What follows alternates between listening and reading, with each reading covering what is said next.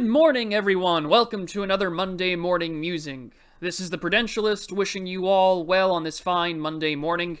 If you're new to the channel, this is a weekly stream of consciousness video where I give my extemporaneous remarks on a particular subject of interest of what's going on in politics, online communities, the culture war, you name it. So you can simply just turn up the volume, step away from your phone or computer, enjoy a nice sip of your tea or coffee this morning, and with that, I'll get started. So there has been discussion lately on the right about a matter of pointing out and calling out hypocrisy from political opposition in the media. Many on the reactionary side have called for the effort to come to an end completely, pointing out, and accurately mind you, that years of the mainstream right and other right-wingers using this tactic offensively has done little to nothing in regards to stopping the opposition from engaging in double standards. To paraphrase from Charlemagne's tweet reply copy pasta, evil doesn't care about hypocrisy. Another position that has also been recently staked out was in the matter of red-pilling individuals, that we've reached a plateau in the number of individuals that can be brought over to one side, and that we must focus our efforts and endeavors on things that matter, such as community and family building. This isn't the only position that's been recently discussed. Others like Bronze Age Pervert have stated that pointing out and calling out hypocrisy isn't explicitly for the in-group. It's for those who are not engaged in the culture war, the apolitical, as there are still plenty of people out there who haven't had their eyes open to the nature of political narratives and how the media operates in the West. It's for the normies, for a lack of a better term.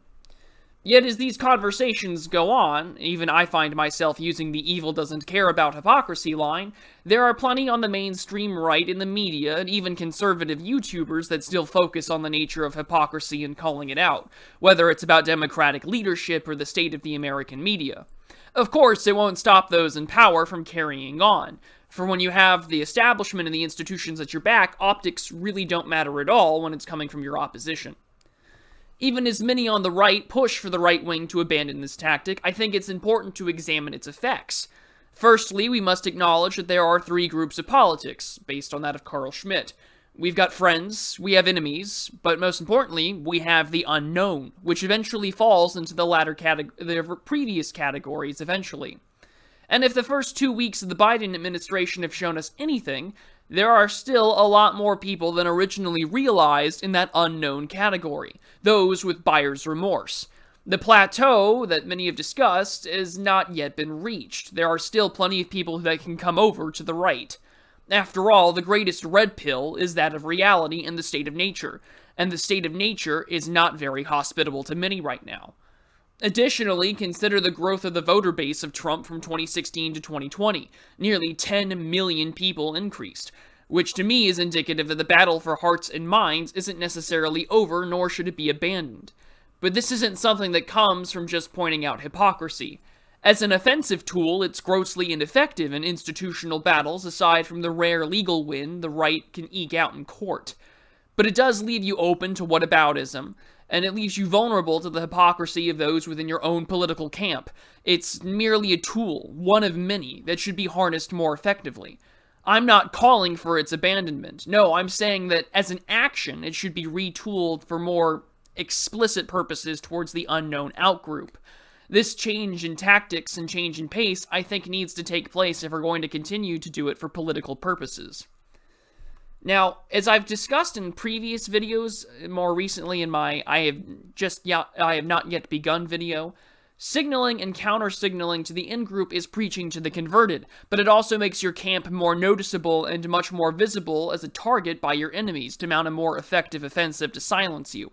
Which is why I think it's best suited that hypocrisy shouldn't be done in a way on the right where you're giving nothing but political pornography of low politics to your audience, but instead apply it in a way where the unknown is the target recipient of the message. So today, I want to talk about the importance of keeping that record of hypocrisy, which is that of maintaining a historical record for the maintenance of narratives for our own political posterity. In an age of memory-holing, state-sponsored propaganda, both foreign and domestic, keeping track of hypocrisy, double standards, and the usual low politics will keep one aware and apprised of the narratives of one's political opposition. It will provide a good starting ground for how the media will move and act in response to new and upcoming events. I mean, take the early response from the establishment press on the current pandemic crisis. Last year, around this time, most major outlets were harsh in criticizing the Chinese for their inept response and lies to the press, only for about a month later for the front page of Reddit, MSN.com, and others were praising the Chinese for their swift response and exporting PPE, despite just weeks ago that the Chinese government were welding people inside of their homes. Pointing out hypocrisy will be vital in the long run, I believe, in regards to keeping a relatively objective, or at the very least a counter-establishment dissident narrative of political and world affairs. For when our in-group knows the history well, whether it's the lie of hands up, don't shoot, or that green energy suggestions from the left never include a nuclear power, keeping a record on hypocrisy allows us to better communicate our side of the story more effectively to newcomers and normies that may join our political endeavors. Firstly, it can be used to illustrate proof and serve as an effective warrant to our claims that we've been making about the left. After all, we've got decades of double standards to point out to them. A good record should be able to show them that the establishment position and the nature of what they were socialized with isn't all that accurate at all, pushing them away from our political opposition. But secondly, it will also let them know who is worth dealing with. Their own basic 101 introduction to the friend-enemy distinction, so to speak. Those already involved in the culture war need not waste their time and effort on the matter of hypocrisy. It's the right-wing equivalent of virtue signaling. It does nothing but bring attention to yourself, and almost always for the worst in matters of those already involved both within your own camp and those against you. However, the strategy could still be used in the efforts of bringing more to our side while limiting the overall exposure to others in your camp. Record keeping of the hypocrisy and pointing it out doesn't just serve a purpose for the normies, it gives us on the right wing access to a collective history that can be added to, maintained, and used as a reference in the evolution of political lexicon, tactics, and maneuvering. Yes, we know that the legacy media is hypocritical, but in what ways? What has worked in the past, and what has been dismissed as a tired argument, and what can we create to fight back more effectively? The record of hypocrisy will be able to show us how to serve and fight back more effectively. It will be a database to use those on the institutional front of the culture war to be able to synthesize new strategies and responses to our political opposition. We know that without double standards, the left would have none at all, but without a strong record of those double standards, one would not be able to avoid inadvertently repeating the failed establishment strategies, talking points, and more. In addition, it allows those involved to have an understanding of the strategies of our opposition and act and respond accordingly. I think this is where messaging directed at accounts for much of the debate on the issue of calling out and pointing out hypocrisy matters. Within our own in-group as a sole offensive weapon, it is nothing more than a novice, counter-progressive virtue signal with little to no effect at large. But in the wake of getting those in the post-2020 buyer's remorse, or those who were seeing that there was no such thing as unity and healing, but rather subjugation, it may still have some validity. The unknown can still be brought over, and should be targeted accordingly. Those who engage in the politics of dunking on hypocrisy without considerations of these ideas has either found their niche in a market sense for profit motive, or are being disingenuous about their efforts as a political actor.